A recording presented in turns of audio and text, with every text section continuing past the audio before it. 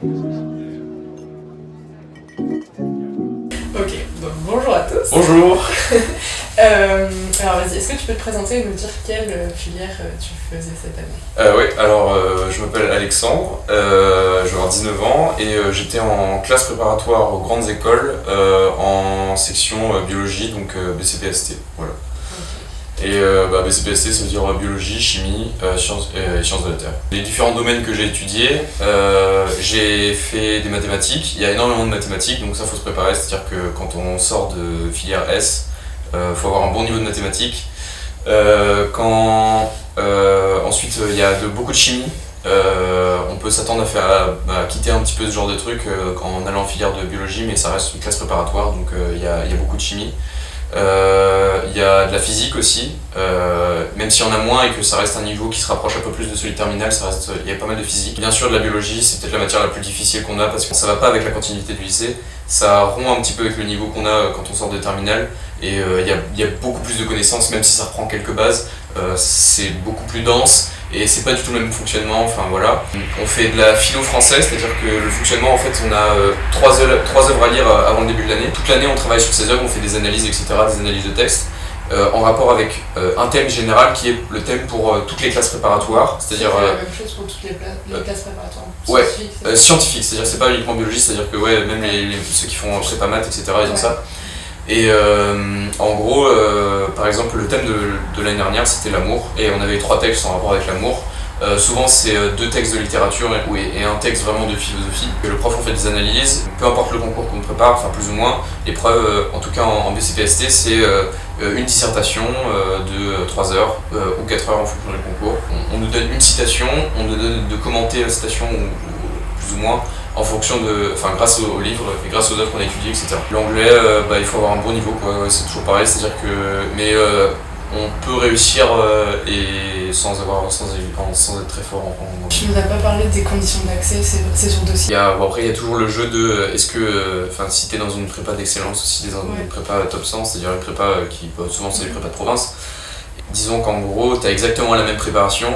Mais quand tu travailles avec des élèves qui sont à la base excellence, qui sortent du lycée, qui ont déjà un niveau excellent et qui sont brillants dans les études, ce sera beaucoup plus facile de travailler, tu iras beaucoup plus vite et tu auras le temps de faire beaucoup plus de choses qu'avec des élèves qui ont un niveau correct, mais voilà. Après, ça dépend des gens.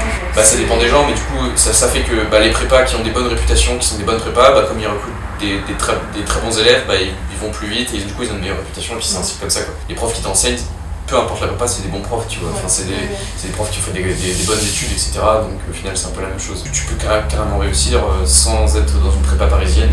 Alors du coup, pour le prix des études, normalement, c'est la même chose qu'à la fac. Si t'es boursier, c'est pas payant et si écoute, je suis pas sûr. Là, de scolarité, je crois. Ce qu'il faut s'attendre à payer, c'est si on reste sur place, c'est les prix de cantine, quoi, de restauration. Et moi, ce que je dois payer chaque mois, c'est donc soit un logement.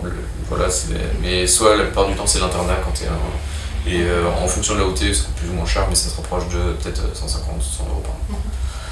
Les différents concours, en filière BCPST c'est la filière qui permet d'accéder au concours de vétérinaire. La majorité des gens qui viennent en BCPST ils sont là pour le concours de vétérinaire.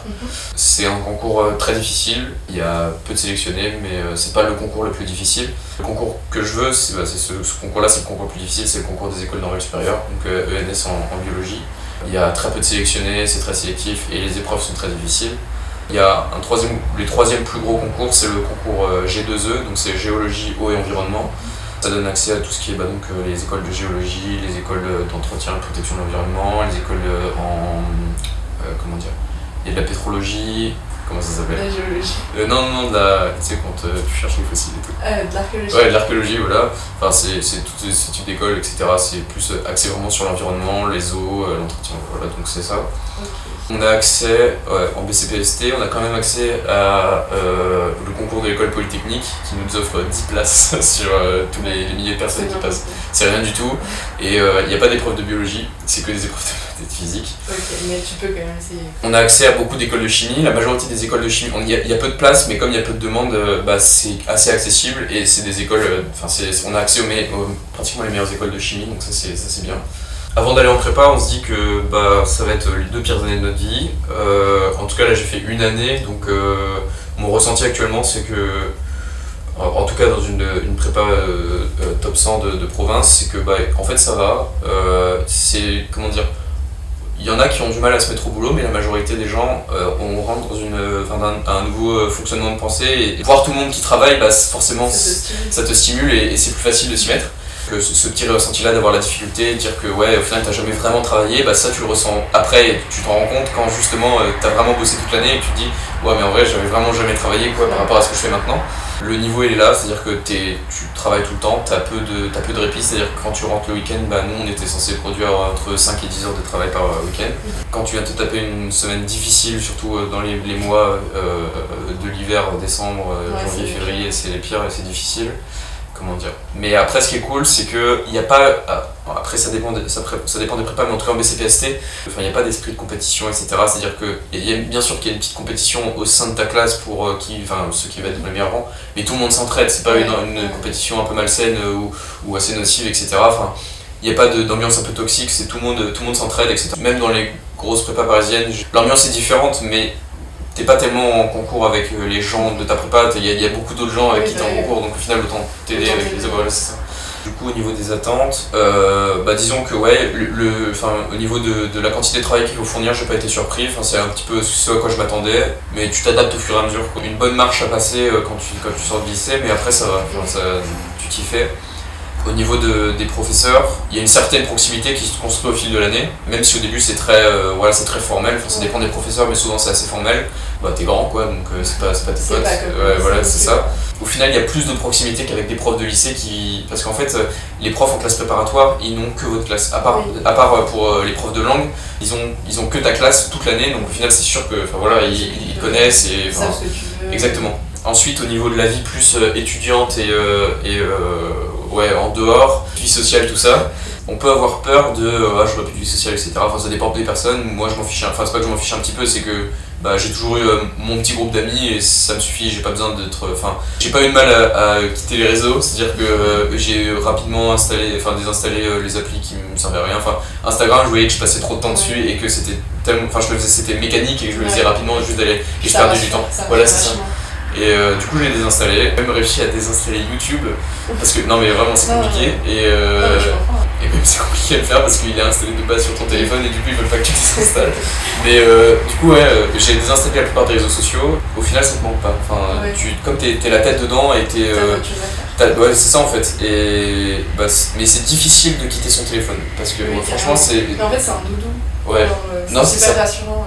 Et dès que tu as du temps à tuer, etc. Et c'est difficile de rester concentré. En tout cas, moi j'ai des difficultés à me concentrer vraiment pendant longtemps sur quelque chose. Et puis, alors que même juste 5 minutes, tu dis vas-y, je regarde mon téléphone. Et après, ça te coupe dans ton truc. Et tout est fractionné. Et au final, t'es pas content de ce que t'as fait parce que tout ton travail, tu l'as fractionné. C'est difficile quand t'as ton téléphone. Quitter les réseaux sociaux, c'est pas tout le monde qui fait ça, tu vois, mais je pense que ça joue beaucoup. Au niveau de la vie sociale en général, t'as déjà.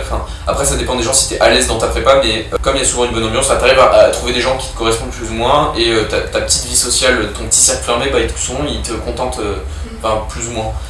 Ça va t'amener à être beaucoup plus sélectif sur tes amis. Ouais, c'est ça, et que du coup, même tes anciens amis, il y a plein de trucs que tu reconnaîtras plus trop et tu seras plus à l'aise avec les nouvelles personnes que tu rencontres. Tu vas vachement changer et ça, tu le ressens pas mal. Mais ça, je pense que c'est propre aux études supérieures. Ouais, c'est ça. Et en tout cas, c'est un ressenti plutôt global que j'ai senti avec pas mal de gens qui m'ont dit la même chose. Et plus vie étudiante, sortie, etc.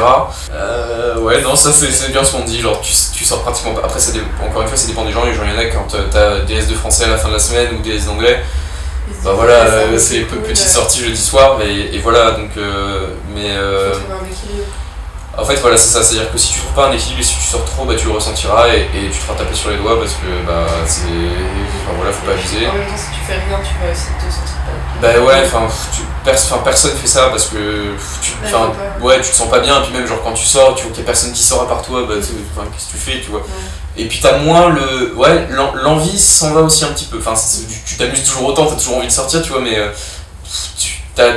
tes responsabilités prennent le dessus et tu te dis que. Ouais, des fois tu peux être un peu anxieux à l'idée. Ouais, c'est ça. Et tu profites moins. Et les peu de fois où tu sors, tu t'amuses vraiment bien, tu vois, parce que vraiment c'est les fois, c'est ponctuel au cours de l'année, tu vois, c'est des petites fois, mais La première année, c'est une année où tu profites plus parce que la deuxième année, c'est une année très très courte. Et à la fin, tu as les concours, c'est-à-dire qu'à partir de mars, ton année elle est finie à peu près. Et là, tu commences à préparer tes concours. Et donc au final, t'as pas tellement de temps de sortir, et ni forcément l'envie, parce que tu dis, ouais, c'est un rush de quelques mois. Et puis après, genre ça. Donc, ouais. En tout cas, en première année, t'as un peu plus de temps de sortir, mais c'est. Ouais, je pense que tu profites plus, comme c'est ponctuel et qu'il n'y a pas beaucoup de fois. Voilà. Le rythme de travail. Le rythme est très soutenu, tu travailles le soir. C'est-à-dire qu'en gros, ta semaine, t'as l'impression qu'elle est plus légère qu'au lycée. Enfin, ça dépend, tu vois, mais souvent elle est un peu plus légère qu'au lycée, à part les fois où tu finis à 18h, tu vois, où tu te fais des petits 8h, 18h et quand tu rentres, t'es très fatigué. Le rythme de travail, il est plutôt soutenu, mais imaginons que tu finisses ta journée vers 15-16h, t'es plutôt content, mais de toute façon, tu vas devoir rentrer soit dans ta chambre, soit dans ta petite chambre d'étudiant, travailler jusqu'à ce que tu dormes en fait. Tu manges Ouais, tu manges aussi, mais en gros, ce qui est le plus difficile, je pense que c'est de se motiver après avoir passé une journée de travail, tu vois, souvent quand tu finis à 18h, etc. Petite parenthèse de fonctionnement de colle de biologie. Tu arrives en colle, t'as un professeur qui est là, t'as une préparation, il te donne un sujet, par exemple ça peut être la reproduction chez les végétaux, voilà c'est ça. On va dire 25 minutes pour préparer un tableau, donc t'as ton petit tableau, puis la reproduction chez les végétaux, et ensuite tu dois organiser des schémas, les agencer de manière cohérente pour que tu présentes en gros ton schéma bilan dans ton ensemble, avec tout ce dont tu te souviens, et tu dois, donc soit tu écris tes parties, soit tu les fais à l'oral, etc. Mais en gros, après, tu as un oral de 5 minutes où tu présentes alors la reproduction chez les végétaux, qu'est-ce que c'est, pour parler de tout ce que tu sais, que ce soit cohérent et que petite intro, t'expliques les termes du sujet. Donc les végétaux, qu'est-ce que c'est, la reproduction, c'est tel mécanisme, et puis ensuite tout ton développement, et tu finis par une conclusion, il n'y a pas d'ouverture, ça sert à rien, mais et voilà. Et ensuite, on t'a filé un document et tu passes un entretien à l'oral sur les documents. Souvent, t'as pas eu tellement de temps d'aller jusqu'au bout et il t'aide un petit peu, il dit alors qu'est-ce que c'est que le document 3, etc. Donc c'est important de savoir réexpliquer ton mécanisme et d'avoir déjà fait le cheminement avant et de pas te retrouver devant le sujet en... Ouais, donc ça fait vachement d'avoir préparé ton récap. C'est exactement ça. Le plus dur en fait, c'est d'agencer l'apprentissage brut de ta leçon. C'est là que d'ailleurs tu vois une dichotomie entre les élèves, c'est-à-dire que t'as les élèves qui engrangent facilement et quand ils sortent de cours, limite ils connaissent déjà le cours, ils ont pas besoin de reprendre après, tu vois. Et du coup ils peuvent déjà faire des exos et du coup en fait plus tu t'entraînes à faire des exos, plus ton DS ça ira et plus tu seras, plus tu seras à l'aise. Là où t'as ceux qui sont obligés de reprendre le cours après, et ensuite refaire des exercices, et c'est compliqué quand t'as des exercices à faire, que t'aimerais en faire beaucoup, et parce que tu dois en plus reprendre le cours. Et ce qui est difficile, c'est que tu engranges facilement du retard en préparatoire. Pas du retard, ta volonté première c'est de vouloir rattraper ce retard. Alors que parfois, tu lâches prise, et je l'ai jamais fait parce que j'y arrivais pas, en fait je supporte pas d'aller, c'est difficile d'aller en colle et de pas savoir ton cours, tu vois, et genre tu te retrouves comme ça comme un con.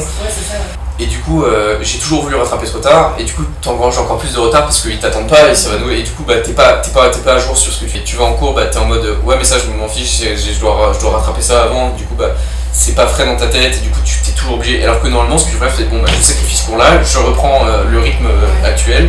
Parlons de l'épanouissement scolaire.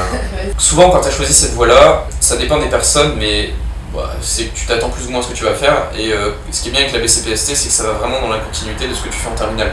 T'as de la bio, t'as des maths, t'as de la physique, t'as de la chimie, t'as de l'anglais, t'as du français, vraiment, il te manque l'espagnol, et encore tu peux faire espagnol si tu veux, mais je n'ai pas choisi de le faire. Ouais. À part tu dis quelques exceptions où le rythme est vraiment beaucoup plus soutenu, du coup voilà. Mais... Oui, puis en plus vous êtes quand même dans un lycée. Voilà, c'est ça, et t'es vraiment dans la même ambiance, vous êtes beaucoup plus par classe, mais vraiment c'est plus soudé, et c'est à peu près la même ambiance que l'ambiance lycée.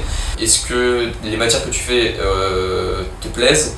En gros, si la S elle plaisait pas, c'est mort. Ouais, c'est ça. Et puis après, j'imagine qu'il n'y a pas beaucoup de gens qui ont choisi prépa en se disant je suis pas sûr de. En fait, je suis pas du tout un bon exemple parce que je savais pas du tout si j'étais avec des sciences ou avec plutôt littérature, mais au final, ce qui est bien, c'est que c'est peut-être la moins scientifique brute des prépas, tu vois, parce que la bio en soi, c'est moins théorique en principe que les maths ou la physique, etc. Du coup, je pense que c'est un peu plus pour ça que j'ai choisi, parce que la bio c'était la matière scientifique qui me plaisait le plus. Content d'avoir choisi ça. Disons que ce qui est difficile en classe préparatoire de biologie, c'est qu'il y a moins de trucs un peu cool sur le diabète, les trucs comme ça et tout. Genre t'as des gros blocs de chapitres sur la reproduction, ça c'est cool. Sur la vache, c'est cool, tu vois. Genre ça c'est les meilleurs chapitres, tu vois. Mais après t'as des gros chapitres sur la cellule, la membrane, des trucs beaucoup plus théoriques et plus difficiles à conceptualiser. Voilà, c'est ça. ça rejoint plutôt mes attentes, donc ça je suis assez content. Est-ce que les enseignements sont utiles pour l'avenir? Ce qu'on me dit souvent, c'est que ouais, ce que tu fais en prépa, ça te servira à rien, tu reverras jamais ça en école d'ingénieur, en truc de veto, etc. Je pense que c'est pas forcément vrai, et puis je pense que c'est pas forcément l'intérêt premier. On te donne, bon bah voilà, t'as ça à faire, et celui qui arrive à le mieux le faire, bah il aura son concours. En gros, c'est ça, et tu peux te dire, ouais, bah tout ce que j'apprends ça sert à rien, c'est juste pour passer mes concours, etc. Mais je suis pas forcément d'accord, bah déjà, pour ta simple culture, tu vois. Et il y a plein de trucs que tu oublieras pas, tu vois, genre il y a plein de trucs. Puis c'est la culture générale. Ouais, c'est ça. Je pense que ça dépend des personnes, et il y en a qui sont un peu plus à l'aise avec certains chapitres, etc. Parce que bah, ça les intéresse plus que d'autres, tu vois. Moi par exemple, il y a des chapitres où j'étais beaucoup plus à l'aise et j'étais beaucoup plus content de les faire, et d'autres vraiment, genre par exemple en physique, genre les signaux, genre les ondes, tout ça, ça me faisait hyper chier parce que vraiment j'aimais pas du tout ça en terminale et j'aimais pas ça là maintenant. Au-delà de l'aspect simple culture générale, ça va m'apporter des trucs, etc. Si les choses t'intéressent, bah, tu les retiendras. Alors au niveau de l'épanouissement personnel, enfin ça dépend des gens, mais il y en a qui sont un peu plus extravertis, etc. Mais au sein de la classe, il y a des petits îlots, tu vois. Ouais. En fait, c'est plein de petits groupes, tu vois, de groupes de potes, etc. Souvent c'est les potes de l'internat, enfin ça se fait en fonction des plus ou moins des affinités normales, mais il y a plein de petits îlots, tu vois. C'est difficile d'avoir vraiment, enfin il y a des gens à qui j'ai pratiquement jamais parlé, tu vois, ou vraiment jamais parlé. Il y en a, genre c'est ah salut, ça va, t'as fait quoi hier? Et ça reste beaucoup dans le cadre de la prépa, tu vois. C'est difficile de sortir des discussions, parfois ça peut être un peu étouffant, genre t'es content de rentrer chez toi le week-end, t'es content de voir d'autres potes, etc. Parce que parfois t'es vraiment dans ton truc et tout, t'es dans ta petite bulle. Et parfois c'est nécessaire de garder un peu le contact avec l'extérieur, tu vois. Mais parfois genre il y avait des infos, j'étais même pas au courant, tu vois. Et je rentrais le week-end, ah t'as vu et tout. Et enfin j'en savais rien du tout, tu vois, parce que vraiment t'es déconnecté, et parfois c'est nécessaire vraiment de juste prendre des infos, genre plutôt d'aller sur Facebook, bah tu regardes, voilà, tu vois, là c'est ça, tu vois. Et même si t'es vraiment vraiment chaud, tu regardes tes infos en anglais, tu vois. Il faut pas penser quand même à travailler. Et mais sinon, au-delà de ça, tu peux vraiment te faire des très bons potes, parce que du coup, comme vous êtes vraiment dans la même galère tous, l'entraide c'est vraiment nécessaire, et parfois vraiment ça forge un truc bien solide, quoi. Sinon, au niveau du plaisir à aller étudier, c'est-à-dire que à la fois le matin c'est difficile, tu vois, surtout quand enfin moi je me couchais tard, d'ailleurs faut pas se coucher tard, c'est pas bien. Non, ne vous couchez pas tard, surtout, genre vraiment ça c'est une pire idée, genre on peut se dire ouais je vais taffer jusqu'à 2h du mat, etc. Et le lendemain quand tu dois te lever à 6h30, 7h et que bah, t'as pas assez dormi, toute ta matinée, tes 2 premières heures elles vont être déglinguées, tu vas rien retenir, et c'est des trucs que tu vas devoir rattraper après, donc tu vas avoir encore plus de choses à faire. Donc ça c'est le pire plan. Quitte à sacrifier une colle ou un truc comme ça, moi je préférais me coucher à 23h30 minuit, tu vois. C'est très rare, sont les fois où je me couchais après, mais souvent je regrettais. Bah ouais, tu sacrifies beaucoup de choses. Au final, bah c'est pas des heures où t'es très productif, donc c'est pas rentable. Genre autant dormir 7h30 plutôt que de dormir 5h, 6h, tu vois. Au moins tu t'en remettras plus facilement, et puis enfin comment dire. Je pense qu'il faut quand même lâcher prise. Avec une mauvaise note, ça. Ouais, ça c'est bon, enfin voilà, tu vois, genre t'as fait une demi-heure de plus et être claqué pour tout le reste de ta journée, tu vois. Moi pour combler, ce que je faisais, c'est que souvent le midi, je mangeais vite et je faisais une sieste, genre une sieste de 20 minutes, et après c'était nickel, ça allait beaucoup mieux. Tu te surprends parfois à dire j'ai hâte de faire ce truc là, tu vois, ou avoir des matières où tu dis tiens, j'en avais un peu marre des maths, j'ai vraiment envie d'aller en bio, ou des trucs comme ça, tu vois. Et ou parce que genre ce que tu fais ça t'intéresse, ou t'es plutôt fort et tout, t'es plutôt à l'aise avec le truc, du coup t'es plutôt content d'y aller, etc. Ou par exemple, nous on avait des épreuves sur documents, et ce que je disais c'est que parfois tu fais des épreuves sur documents et ça dure 3 heures, etc. 3 heures. Et pendant le truc où tu es sur ton épreuve de biologie, tu te rends compte que le sujet il est hyper intéressant. Là, le fait que c'est hyper dur, c'est hyper intéressant. Ça rejoint l'idée qu'il faut vraiment aimer les sciences, et il faut pas avoir choisi ses filières par défaut. Et si c'est ce cas-là, tu vas te retrouver des fois où tu vas aimer ce que tu fais. Si tu as choisi les sciences et que tu aimes les sciences, c'est pas anodin, quoi. Tu peux carrément t'épanouir. Et bien sûr que le reste se fera beaucoup plus en école d'ingénieur ou en école de vétérinaire, c'est sûr, mais je pense que tu peux quand même bien te parer en prépa. Alors je sais pas trop pourquoi j'ai choisi cette voie, à part le fait que j'aimais bien la biologie, mais je voulais pas gâcher en quelque sorte le fait que j'avais fait déjà 3e sciences, et que je sentais que ça me plaisait plutôt bien, parce que dans ma famille il y avait personne qui avait fait de sciences.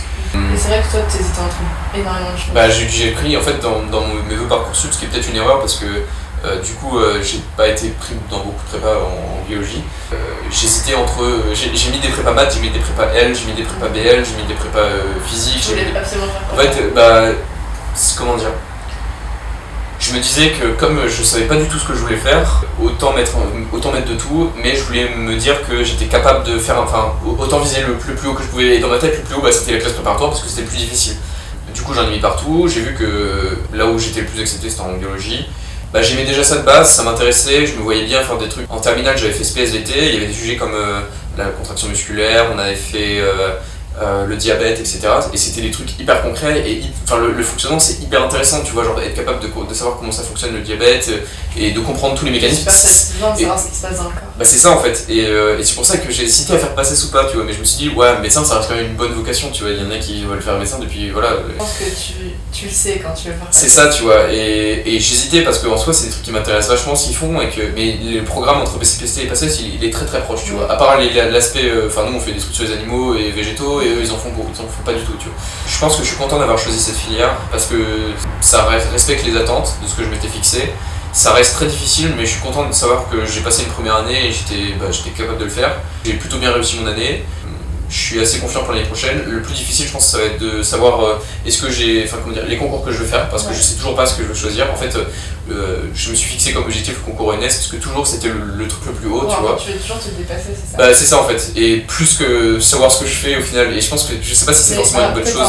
Il va falloir que je me pose et que je me fixe plus un objectif de carrière, tu vois.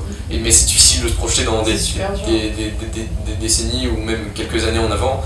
Et en fait, l'ENS, ça te prépare soit à l'enseignement, soit à la recherche.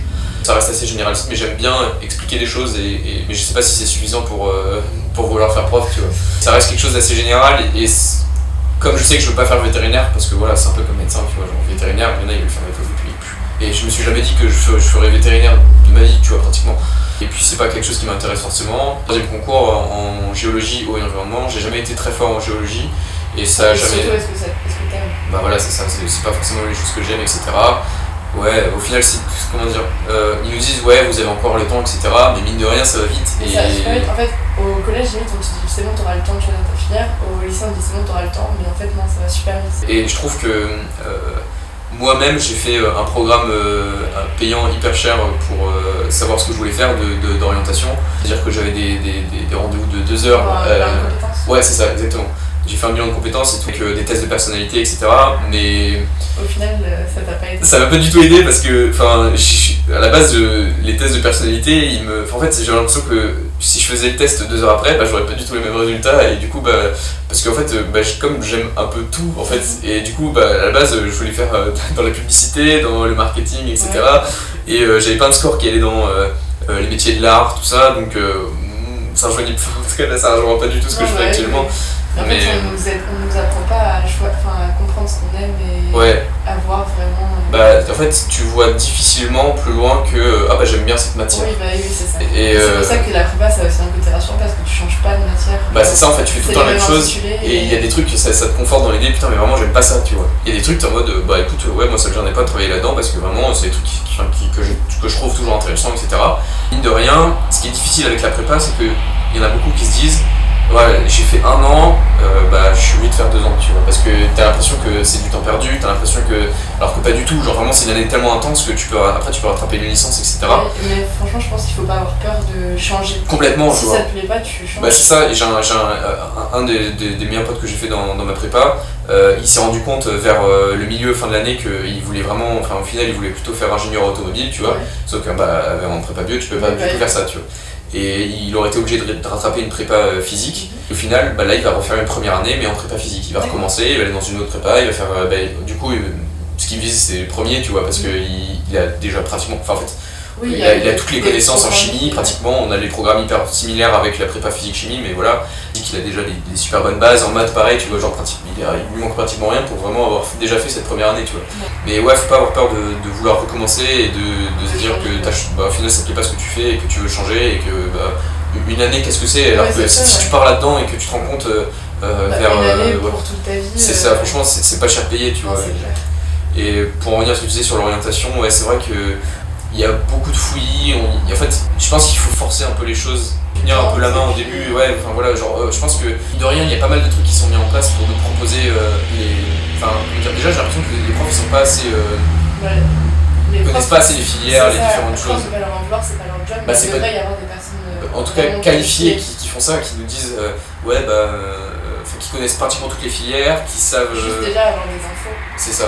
Moi genre je savais, enfin j'étais tellement perdu comme je me sentais pas, enfin je savais même pas ce que c'était ingénieur, tu vois, enfin oui, bah, tu sais, c'est enfin, super c'est ingénieur, hyper, ça veut tout et rien dire. c'est hyper flou et en fonction de en fonction du type d'ingénieur que t'es, bah tu feras pas du tout la même chose. On a beaucoup de clients, enfin comment dire, en fait il y a beaucoup de choses qui, je pense qu'au niveau de l'orientation il y a beaucoup de choses qui sont faites, mais je sais pas, on n'y a pas tellement accès et c'est pas notre volonté première. Ouais voilà c'est ça, c'est difficilement, ouais c'est pas assez concret. Ouais merci. De rien.